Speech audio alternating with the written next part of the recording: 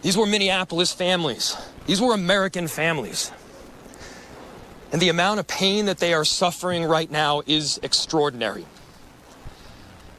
And don't just say this is about thoughts and prayers right now. These kids were literally praying. It was the first week of school. They were in a church.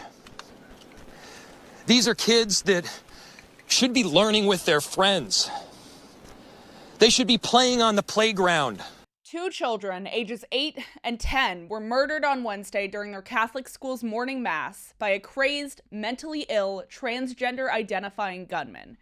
Now, it's still too early, of course, to comment on the terrible tragedy, and in these moments, especially after a shooting that just took place as children worshipped in the house of God, there is nothing we can do except, if you're a believer, to offer prayers to the families involved in the tragedy and the children who were murdered. We can't make policy decisions that will rewind the clock, and we shouldn't speculate wildly on the shooter's motivations, and we can't take away the pain of losing a child.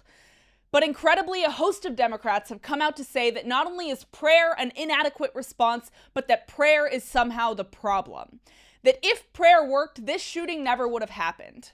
What an insulting, ignorant, evil thing to say. And make no mistake, comments about prayer's supposed uselessness come straight from the devil's lips. What would you have us do other than pray? Pass progressive policies that tighten gun laws?